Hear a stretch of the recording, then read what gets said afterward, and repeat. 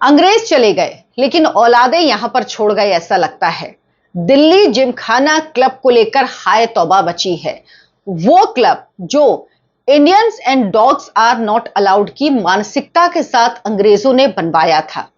गोरे साहब जिन्होंने इसे बनवाया था वो तो चले गए 1947 में, लेकिन अब भूरे साहब गोरे साहब हो गए हैं। लेकिन विडंबना क्या है आपको पता है? ये जो भूरे साहब गोरे साहब हुए हैं वो भी इस क्लब के सदस्य बनने की हसरत नहीं पाल सकते। अब आप सोच रहे होंगे कि ऐसा क्यों? ये तो इलीट के लिए ही है। लेकिन इस क्लब में एंट्री के लिए सिर्फ आपका इलीट होना काफी नहीं है, बल्कि आपको एलिटिस्ट के श्रेणी में आना होगा। मतलब समझाती हूं आपको, सरल शब्दों में अगर इसे समझेंगे तो मतलब है राहुल गांधी। क्योंकि तभी आपको एमिनेंट पर्सन कैटेगरी के तहत जिमखाना क्लब में मेंबरशिप मिल सकती है, वरना एलिट भी 30 से 35 साल की वेटिंग की लाइन में इस क्लब की लगे हुए हैं। और ऐसे नहीं, 7 लाख रुपए फीस सिर्फ किसकी? वेटिंग की फीस देकर।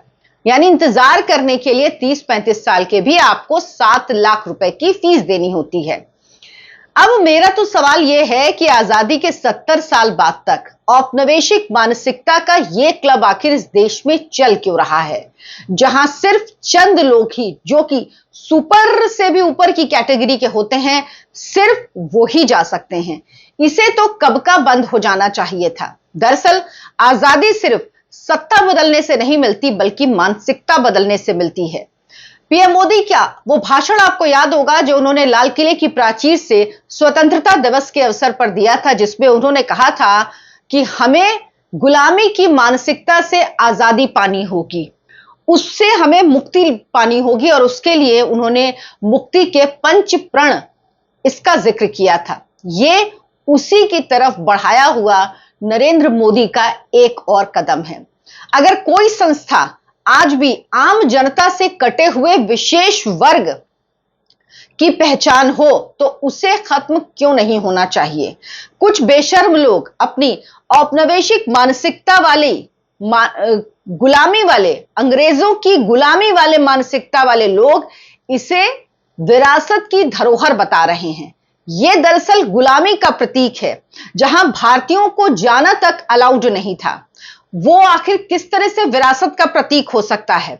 राहुल गांधी, नेता प्रतिपक्ष, कांग्रेस के सबसे बड़े नेता, जो तमाम मंचों से दलित, गरीब, पिछड़ा, सामाजिक न्याय इसकी बात करते हैं, और आप देखते होंगे अक्सर कभी वो बढ़ई बन जाते हैं, कभी मैकेनिक बन जाते हैं, कभी कुली बन जाते हैं, कभी किसान बन जाते हैं, अलग अलग तरह से बन जाते हैं, क्योंकि उन्होंने दरअसल रियल लाइफ में चीजें देखी ही नहीं है। तो हम आप जैसे सामान्य तौर पर देखा है हम लोगों ने चीजें, तो हमको कोई अद्भुत नहीं लगता है, क्योंकि हमें पता है चीजें। अब उन्होंने कभी देखा ही नहीं है। वो थे जो अपने बर्थडे के केक भी एरोप्लेन में उस वक्त काटते थे जब तो कल्पना से भी परे था भारतीयों के कि एरोप्लेन क्या होता है। ज्यादातर भारतीय जानते भी नहीं थे, तो वो उस कैटेगरी के लोग हैं। तो उनके लिए ये आश्चर्य होता है, वो बढ़ई, अच्छा ये ऐसे काम करता है, क्योंकि कभी देखा नहीं। खैर, तो दरअसल राहुल गांधी इस क्लब के मेंबर हैं, लेकिन इनका असली चेहरा ये, मुझे इससे कोई दिक्कत नहीं, मेंबर हैं रहे, लेकिन वो असली चेहरा जो है वो ये है। जो वो दूसरा दिखाते हैं वो नकाब है ओढ़ा हुआ। वो चुनावी राजनीति की मजबूरी है कांग्रेस पार्टी राहुल गांधी की। दरअसल ये राजा लोग हैं और इस देश की जनता को ये अपनी प्रजा मानते हैं, इसीलिए उनकी बात करने का तरीका आप देखिए, उससे आपको समझ में आएगा कि वो क्या सोचते हैं। इस वीडियो को आप पूरा अंत तक जरूर देखिएगा, आपको कई ऐसी चीजें पता लगेंगी जो आपका दिमाग खोल देंगी और आपको समझ में आएगा कि वाकई आखिर हो क्या रहा है। नमस्कार, बहुत बहुत स्वागत है आपका। आप देखना शुरू कर चुके हैं आनंद भारत, आपके साथ मैं हूं डॉक्टर अर्चना सिंह। आपसे गुजारिश है मेरे चैनल को सब्सक्राइब जरूर करें और कमेंट करके मुझे बताएं, आप कमेंट करना शुरू करें कि राहुल गांधी के बारे में आप क्या सोचते हैं और इस तरह के क्लब क्या वाकई भारत में होने चाहिए, या अंग्रेजों के समय में कम से कम जो इस तरह के प्रतीक हैं वो नष्ट होने चाहिए। इसके अलावा बड़ी बड़ी संस्थाएं बनाइए, आप कुछ भी बनाइए, वो आपकी मर्जी है। दरअसल केंद्र सरकार ने दिल्ली जिमखाना क्लब को 27.3 एकड़ की बेशकीमती जमीन खाली करने का आदेश दिया। सोचिए, लुटियंस दिल्ली में सबसे जो प्राइम इलाका है वहां पे 27 एकड़ से ज्यादा की जमीन इस जिमखाना क्लब के पास है, जो सिर्फ कितना रेंट देती है? साल का 1000 रुपए। यानी महीने का 100 रुपए भी नहीं। ये कहीं आप सोच सकते हैं, कल्पना से परे है ये चीज। ये 2 हफ्ते में इसे खाली करने का नोटिस दिया गया और वजह जो दी गई है वो कहा गई है राष्ट्रीय सुरक्षा। प्रधानमंत्री आवास के बेहद करीब ये जमीन है। ये जमीन राष्ट्रीय सुरक्षा और रक्षा ढांचे को मजबूत और सुरक्षित करने के लिए जरूरी है।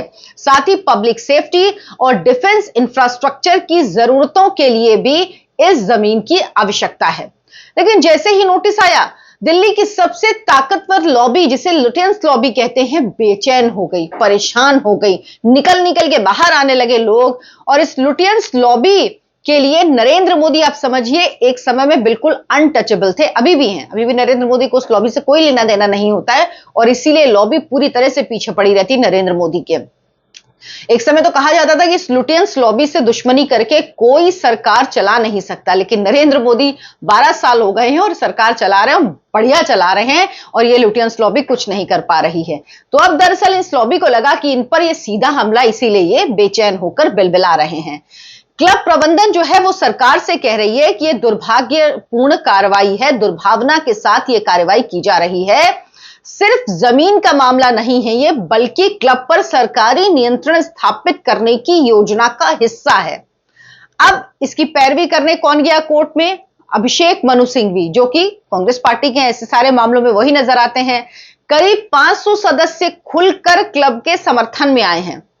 बस 500 सदस्य, क्या बात कर रहे हैं आप? विरोध की गिनती करेंगे तो कर नहीं पाएंगे, क्योंकि करेंगे भी क्यों आप? क्योंकि विरोध करने वाले तो मैंगो पीपल है, मैंगो पीपल आम लोग, उनकी तो कहीं गिनती नहीं होती ना। लेकिन वो लोग हैं विरोध में, इसलिए 500 का आंकड़ा ना अपनी जेब में रखिए आप लोग। दलील यह दी गई कि सरकार ने कोई स्पष्ट सार्वजनिक परियोजना नहीं बताई। आखिर इतनी जल्दबाजी कब्जा लेने की जरूरत क्यों पड़ गई? ऐसा कौन सा डिफेंस प्रोजेक्ट है जो 2 हफ्ते इंतजार नहीं कर सकता? अरे भाई, सार्वजनिक परियोजना आपको क्यों बताई जाएगी? जब सार्वजनिक होगी तो आप जान लीजिएगा, सरकार क्या आपको आंसरेबल है कि आपको बता के सब कुछ करेगी? और अगर कोई डिफेंस प्रोजेक्ट है तो वो तो आपको क्यों ही बताया जाना चाहिए, ये सार्वजनिक भी क्यों होना चाहिए, अगर वो कोई ऐसा सुरक्षा से जुड़ा मुद्दा है तो। लेकिन आपको लगता है कि वही मानसिकता, आपकी इलिटिस्ट मानसिकता, कि हमें पता लगे बिना क्यों कुछ हो रहा है, तो हमें तो जानकारी होनी चाहिए। क्लब ने यह भी कहा कि अगर उसे दूसरी जगह शिफ्ट किया गया, सरकार ऐसा कुछ नहीं करेगी, मैं पहले बता रही हूं, लेकिन ये अपने लड्डू फोड़ रहे हैं तो फोड़ते रहें। तो दशकों में खड़ा किया गया इंफ्रास्ट्रक्चर फिर से बनाने में भारी खर्च आएगा, कर्मचारियों का भविष्य खतरे में पड़ जाएगा, वर्षों का निवेश खत्म हो जाएगा। भाई, इतना मोटा पैसा जो आपने कमाया उसका क्या कर रहे हैं? कर्मचारियों को दीजिए अपने, उस मोटे पैसे से आप कहीं और जमीन खरीदिए और जाके बनाइए। इतना पैसा ढेर भरा आपके पास है, सरकार क्यों आपको कहीं और जमीन देगी? ये भी कह रहे हैं। मतलब अजब नाटक चल रहा है इनका। दरअसल इस विवाद में सबसे बड़ा सवाल जमीन नहीं है, सबसे बड़ा सवाल है मानसिकता का, जिसकी वजह से इन लोगों को दिक्कत हो रही है। दिल्ली जिमखाना क्लब कोई सामान्य क्लब नहीं, ये औपनिवेशिक भारत की उस सोच का प्रतीक जिसमें सत्ता, विशेषाधिकार और सामाजिक दूरी को संस्थागत रूप दिया गया था। इसकी शुरुआत 1913 में अंग्रेजों ने इंपीरियल दिल्ली जिमखाना क्लब के नाम से की थी और उस दौर में ब्रिटिश अधिकारियों, सेना अफसरों और चुनिंदा रियासत के लोगों को ही इस क्लब में एंट्री मिलती थी, उनके लिए ही इसको बनाया गया था। आम भारतीय तो कोई सोच भी नहीं सकता था। और ब्रिटिश क्लब संस्कृति का मतलब सिर्फ खेल या मेलजोल नहीं था, यहां सत्ता का प्रदर्शन होता था। ये दिखाने का तरीका था कि कौन ऊपर है और कौन नीचे है। उसी दौर में अंग्रेजी क्लबों और होटल्स के बाहर वो मानसिकता दिखती थी जिसे भारत कभी भूल नहीं पाया, जहां लिखा होता था dogs and Indians are not allowed, यानी भारतीयों को इंसान तक नहीं समझा जाता था।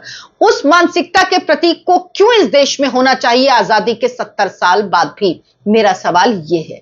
और जब आजादी मिल गई उसके बाद इस क्लब को नष्ट किया जाने की जगह सिर्फ इंपीरियल शब्द हटा दिया गया और इसका नाम कर दिया गया दिल्ली जिमखाना क्लब। आजादी के बाद अंग्रेज चले गए, लेकिन सवाल यह कि क्या उनकी बनाई हुई एलीट व्यवस्था भी चली गई या सिर्फ गोरे साहबों की जगह भूरे साहबों ने ले ली? असलियत यह है कि अंग्रेजों के जाने के बाद इन्हीं क्लबों में भारत का नया अभिजात्य वर्ग बना।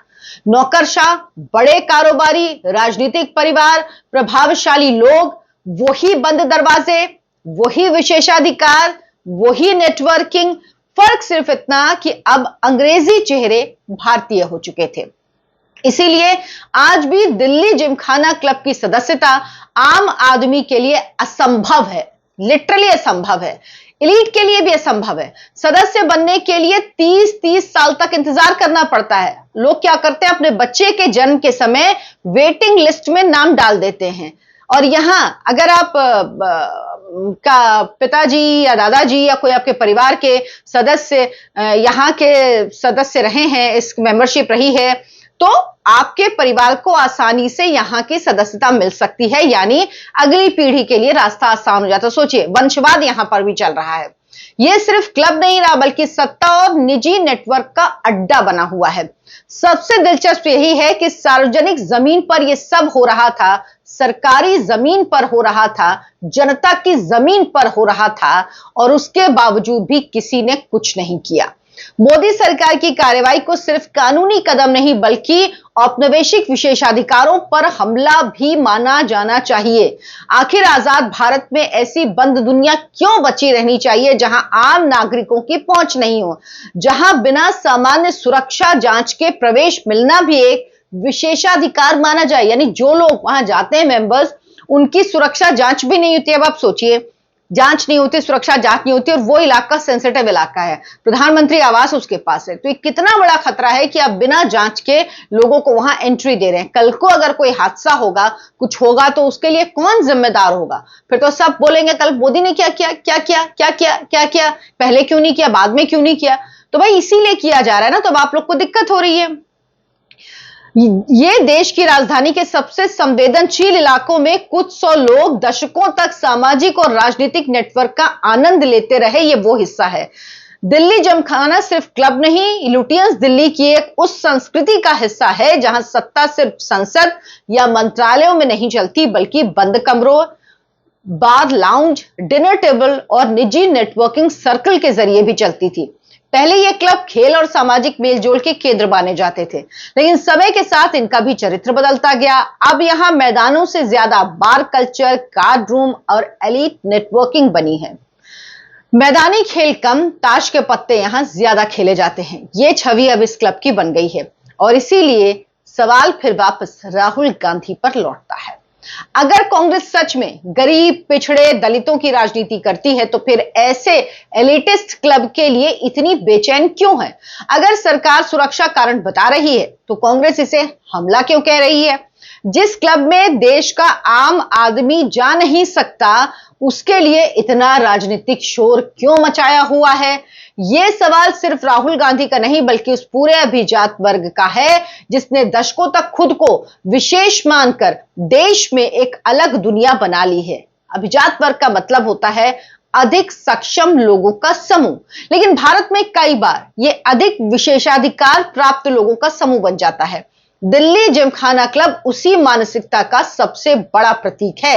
यही वजह है कि यह लड़ाई सिर्फ 27 एकड़ जमीन की नहीं, यह लड़ाई उस सोच की भी है जो मानती है कि देश बदल सकता है, सरकारें बदल सकती हैं, लेकिन कुछ लोगों के लिए बने विशेष दरवाजे कभी बंद नहीं होने चाहिए। और शायद पहली बार उसी दरवाजे पर सरकार ने दस्तक दी है जो इन्हें बर्दाश्त नहीं हो रही।